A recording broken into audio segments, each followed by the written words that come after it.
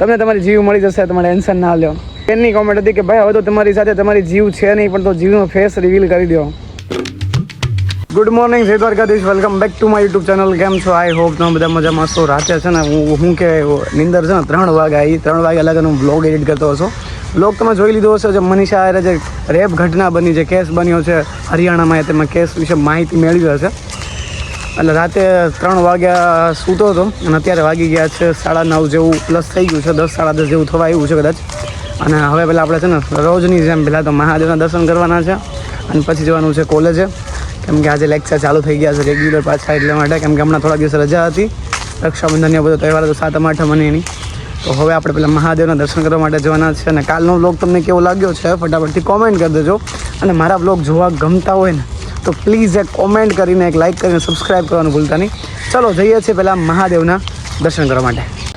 તો ફાઇનલી મિત્રો ચલો મંદિરે પહોંચવા રહ્યા છીએ, થોડી વારમાં પહોંચી રહ્યા છીએ. અને આજે થોડું કામ કરવાનું છે દાન પુણ્યનું, હું બતાવું તમને શું દાન પુણ્ય કરવાનું છે ને.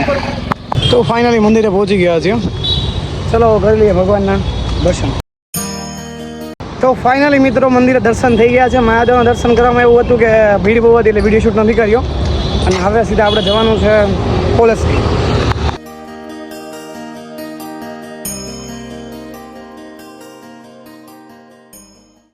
તો ફાઇનલી ગાઈઝ છે ને કોલેજ સિઝન ડાયરેક્ટ ઘરે આવી ગયો છું, થકાઈ ગયો હતો એટલા માટે. અને પછી છે ને કુરિયર આવ્યું છે.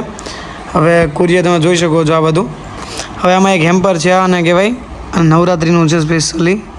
ચલો જોઈએ આમાં શું નીકળે છે, કારણ કે છે ને નવરાત્રિ માટે આપણને ઇન્વાઇટ કર્યા છે, એ જોવાનું છે. એક જ મિનિટ વેઇટ કરવાના છે ને, હું ખોલ નાખવાને. તો ચાલો ફાઇનલી છે ને અનબોક્સિંગ કર્યું છે, જોઈએ આમાં શું શું વસ્તુ નીકળે છે. પહેલાં તો છે ને શું કહેવાય, કેસરિયા નોરતા ચોકલેટ છે, શું છે ખબર નથી. જોઈએ આગળ ખમવાને સાઈડ મૂકીએ. જો મસ્ત, અરે કાજુ બદામનો ડબ્બો છે, ક્યાં બાત હે. ચલો પછી શું નીકળે છે અંદરથી. ઓકે, નાની એવી ચોકલેટ કેક છે. હવે આ તો રાતે જ ખવાશે કારણ કે આપણો ઉપવાસ છે. પછી શું નીકળે છે, ચોકલેટ. પછી પાછી એક ચોકલેટ છે નાની એવી. પછી જોઈએ શું નીકળે છે, એક બીજી ચોકલેટ નીકળી. પછી તમને ખબર નહીં શું શું હશે. ચૂંખા નીકળ્યા છે ઘણા ખરા. અને ફાઇનલી જેની આપણે આતુરતાથી રાહ જોઈએ છે, ઇન્વિટેશન કાર્ડ, તો એ પણ નીકળ્યું છે. મિલન દાંડિયા, રામ જાણ નામ કંઈક અલગ લખી નાખ્યું મારું, પણ ચાલશે. 22 તારીખે છે, 22 તારીખ આવી, 22 તારીખે 6 વાગ્યે છે. Garba open night Kesariya Norata. સુરક્ષા Paliba farm Ganesh Paris two. વાહ, ગોદરેજ સિટી છે, ગોદરેજ ગાર્ડન સિટી ચાંદખેડા. તો ફાઇનલી ગાઈઝ આપણે છે ને જવાના છીએ 22 ઓગસ્ટના રોજ ગરબા રમવા માટે કેસરિયા નોરતા છે ત્યાં. ચલો થોડી વાર માટે આરામ કરું, કારણ કે આનું બધું હું અનબોક્સિંગ તો કરી નાખ્યું છે. આ બધું જો ચોકલેટ ને બધું છે, બદામ ને એવું બધું. બદામ તો અત્યારે હું ખાઈ શકીશ કારણ કે ઉપવાસ છે તો ચાલે, બટ બીજી બધી વસ્તુઓ તો અત્યારે ખાઈ નહીં શકીએ. તો ચલો મળીએ છીએ, થોડી વાર માટે આરામ કરું છું ને ફરી પાછા મળીએ છીએ, કારણ કે છે ને થકાઈ ગયું છે, તબિયત બહુ વીક છે હમણાં 2 દિવસથી. એટલે શાંતિ થોડી વાર માટે સૂઈ જઈએ. ત્યાં સુધી બધા બ્લોગમાં કન્ટિન્યુઅસલી બન્યા રહેજો. જય શ્રી કૃષ્ણ મહાદેવ, કેમ છો બધા? આઈ હોપ તમે બધા મજામાં છો. આઈ નો કે આજે વ્લોગ નથી બન્યો, બટ થોડીક તબિયત ખરાબ છે 2 દિવસથી, એટલે વ્લોગ બનાવવામાં તકલીફ પડે છે. મારો વોઇસ પણ તમે જોઈ શકો છો. અત્યારે વરસાદ ચાલુ છે, તમે દેખાતો હશે વરસાદ ચાલુ છે ને વ્લોગ બનાવું છું. રાતના વાગી ગયા છે 11 જેવું સમથિંગ થઈ ગયું છે, કેમ કે હવે મેં ડેઈલી ચેલેન્જ લીધો છે કે ડેઈલી વ્લોગ આવવા જ જોઈએ, એટલે આવવા જ જોઈએ. આજે એક બેનનો ક્વેશ્ચન હતો કે ભાઈ તમને તમારી જીવ મળી જશે, તમારે ટેન્શન ના લ્યો. બસ તમારી બધાની વાતો છે ને ક્યાંક મને હિંમત આપતી રહી છે. અને એક ભાઈનો તો કોમેન્ટ આવ્યું, એક બેનની કોમેન્ટ હતી કે ભાઈ હવે તો તમારી સાથે તમારી જીવ છે નહીં, પણ તો જીવનો ફેસ રિવીલ કરી દો. ના યાર, એના માટે ઘણો હજી વેઇટ લાગશે. જ્યાં સુધી એ મારી નહીં બની જાય ત્યાં સુધીનો ફેસ રિવીલ ક્યારેય નહીં થાય. હવે જોઈએ છે ઈશ્વર શું કરે છે. બસ સમયની આધારિત બધું જ મૂક્યું છે, ઈશ્વર ઉપર બધું મૂક્યું છે કે ઈશ્વર જે કરશે ને બહુ સારું કરશે. મારા એક ગુરુ છે, જેનો ગુરુ માં તરીકેનું સન્માન આપું છું. એણે મને એવું કીધું બસ જિંદગીમાં છે ને સંયમ ધીરજ રાખતા શીખી જશે. ઈશ્વર એના સમયને મુજબ એ વ્યક્તિ તને આપી દેશે.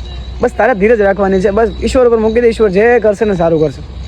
તો સાથ લખ્યો છે તો દુનિયાની કોઈ તાકાત તમને બેને અલગ નહીં કરી શકે. અને નહીં લખ્યો હોય ને તો તમે ગમે એટલી મહેનત કેમ નહીં કરો, ક્યારે ભેગા નહીં થાવ.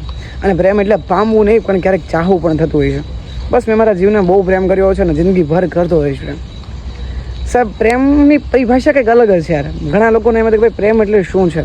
પ્રેમ એટલે કોઈ વ્યક્તિને નિસ્વાર્થ ચાહવું. એના માટે કોલ કે એક મેસેજમાં એની સામે આવીને ઊભું રહી જવું, એને હિંમત આપવી અને એને જિંદગીના સુખમાં તો સાથ આપીએ છીએ પણ એના દુઃખમાં પણ સાથ આપવો એ પ્રેમ છે. અને આજકાલની રિલેશન કેવી થઈ ગઈ, રિલેશનમાં હોવા છતાં બીજા સાથે પણ રહીશ. અને મેં તો સાચું કહું ને એવું પણ જોયું છે કે વ્યક્તિ લગ્ન થઈ ગયેલા હોવા છતાં કોઈ બીજા સાથે અફેર રાખે છે, પછી પુરુષ હોય કે સ્ત્રી હોય. હું બંને તરફ સાઈડની વાત કરું છું, એક સાઈડની વાત નથી કરતો. એવું નથી કહેતો કે પુરુષ જ માત્ર મેરેજ પછી અફેર રાખે છે, બટ એક સ્ત્રી પણ મેરેજ પછી અફેર રાખતી હોય છે. અને આજની આ રિયાલિટી છે યાર. અને આજની આ રિયાલિટીને એક્સેપ્ટ કરવી બહુ જ જરૂરી છે. આજના સંબંધોને ટકાવી રાખવા માટે અને સંબંધોને સાચવવા માટે બંનેમાં એક નિસ્વાર્થ ભાવના જરૂરી છે. અને કે તો loyalty is most important in love. બસ તો એ જરૂરી છે. અને કદાચ અત્યારે છે ને ક્ષણિક છે ને લોકો એકબીજાને ચીટ કરતા હોય છે. અને આજની આ વાસ્તવિકતા છે યાર. લવની વાતો કરો બેસીશ ને તો કદાચ આખી રાત નીકળી જશે યાર. નહીં કહેતા કે પ્રેમ એક એવી વસ્તુ છે કે જે માણસને જીવતા પણ શીખવાડે છે ને ક્યાંક એને સુસાઇડ કરતાં પણ શીખવાડી દે છે. કેમ કે ક્યારેક પ્રેમ તમને ઝીરોમાંથી હીરો પણ બનાવે છે ને ક્યારેક વ્યક્તિને હીરોમાંથી પણ ઝીરો બનાવી નાખે છે. નહીં કહેતા કે એક પુરુષની સફળતા પાછળ એક સ્ત્રીનો હાથ હોય છે, પછી મા હોય, બેન હોય કે પોતાની પ્રેમ પણ હોઈ શકે છે. શાયદ મને સફળ બનાવવા માટે પાછળ ઘણી સ્ત્રીઓ જેમાં મારી મા અને મારી બેન અને સૌપ્રથમ મોસ્ટ ઇમ્પોર્ટન્ટ મારી જીવનો હાથ છે યાર. અને હું એક્સેપ્ટ કરું છું. શાયદ હજારોએ મેસેજ પડ્યા છે કે ભાઈ તમને તમારી જીવ મળશે, ભાઈ જીવ ક્યાં છે, જીવ ઠીક છે કે નહીં, વાત થાય છે કે નહીં. આ બધા જ ક્વેશ્ચનો મારા મનમાં પણ ચાલે છે. છતાં બસ સમયના આધારિત સમયને ઈશ્વર પર મૂક્યો છે કે ઈશ્વર જે કરશે બસ સારું કરશે. હમણાં એક કોમેન્ટ હતી એક ભાઈની કે ભાઈ મારે તમારી સાથે વાત કરવી છે. મેં સારું વાત બોલો, શું કામ હતું. વાત કરી તો એ ભાઈ એવું કીધું કે હું જેને પ્રેમ કરું છું એના લગ્ન થઈ ગયા છે અને મારા પણ લગ્ન થઈ ગયા છે. અને છતાં અમે બંને રિલેશનમાં છીએ એકબીજા માટે અને એકબીજાના સાથે છીએ અત્યારે. અને હવે અમારા બંનેનો વિચાર છે કે અમે બંને ભાગી જઈએ. તો શું કરવું જોઈએ? તો હું એને એટલું જ કહીશ કે ના યાર, તમે તમારી જિંદગીના રસ્તાઓ ડિસાઇડ કરી લીધા છે. તમે ઓલરેડી કોઈ સાથે મેરેજ કરીને બેસી ગયા છો. તમારા ઘરે પણ નાનું એવું ઢીંગલું રમતું હશે. અને જો હવે તમે લગ્ન પછી કોઈ બીજી સ્ત્રી સાથે ભાગી જશો, ભલે તમારી પ્રેમિકા જ ભલે રહી, બટ હવે તમારે તમારા પ્રેમને છોડી દેવાનો છે. ભૂલી નહીં જવાનો કે તો છોડી દેવાનો છે. અને તમારી વાઈફને ટાઈમ આપવાનો છે. કેમ કે સાહેબ તમારી સામે બહુ બધી જિંદગીઓ છે. એ નાનું છોકરું છે, તમારી વાઈફ છે, તમારું સાસુ સસરા છે, તમારા મા બાપ છે. અને જો તમે ખાલી એક વ્યક્તિ માટે બધાને છોડી દેશો તો શાયદ એનું શું થશે. એટલે ક્યારેક પ્રેમને મૂકવો પણ જરૂરી છે. હું મૂકવાનું કહું છું, દૂર થવાનું કહું છું. હું એમ નથી કહેતો કે તમે તમારા પ્રેમને ભૂલી જાઓ. પ્રેમ ક્યારેય ભૂલાતો નથી યાર. એક ક્ષણિક યાદ આવતો હોય છે સાહેબ, એ જ પ્રેમ છે. અને પ્રેમ બધા એમ કહે છે ભાઈ મને મારું પાસ્ટ બહુ યાદ આવે છે. યાર પ્રેમ ક્યારેય ભૂલાતો છે જ નહીં યાર. અને પ્રેમને ભૂલવાની કોશિશ ના કરો. બસ પ્રેમથી થોડાક દૂર રહ્યો. કારણ કે જો એ વ્યક્તિ તમારાથી દૂર છે તો બસ એને લાઈફમાં આઝાદ કરી દો. તું ખુશ રહેજે. જ્યાં છે જરૂર પડે તો એક ફોન કરજે, તારી બાજુમાં આવીને હું ઊભો રહી જઈશ. સાહેબ આ પ્રેમ છે. ભલે સાંઈરામ દવેનો આ ડાયલોગ છે, બટ આ ડાયલોગ મારા જીવનની બહુ જ ખૂબ જ નજીક છે. નહીં કહેતા કે તમે જેને પ્રેમ કરતા હોય વ્યક્તિ તમારાથી ગમે એટલું દૂર કેમ ના હોય, બટ એને એટલો ભરોસો જરૂર આપવાનો કે જિંદગીમાં જ્યારે પણ હું જા ત્યારે પહેલો ફોન મન કરજે. કોઈ આવે કે ના આવે, હું તારી બાજુમાં ઊભો રહીશ. સાહેબ આ પ્રેમ છે. બાકી પ્રેમની પરિભાષા તો બહુ ઘણી બધી છે. બહુ બધી વાતો કરી લીધી યાર. એમાં છે ને તબિયત ખરાબ છે છતાં અમારો વોઇસ જોઈ શકો છો. બટ કંઈ નહીં, ચલો આજના વ્લોગને આપણે અહીંયા સમાપ્ત કરી દઈશું. આઈ નો કે વ્લોગ બહુ લાંબો નથી બન્યો, ટૂંકો બન્યો છે. અને બહુ બધું મેં વસ્તુ નહીં દેખાડી, બસ મારી વાતોને શેર કરી છે. વાતો તમને કેવી લાગે છે ફટાફટથી કોમેન્ટ કરી દેજો. અને બસ મારા વિડીયોને સપોર્ટ કરજો. મળીએ છીએ કાલના નેક્સ્ટ વ્લોગ સાથે. ત્યાં સુધી બધાને હર હર મહાદેવ, જય શ્રી કૃષ્ણ, જય દ્વારકાધીશ.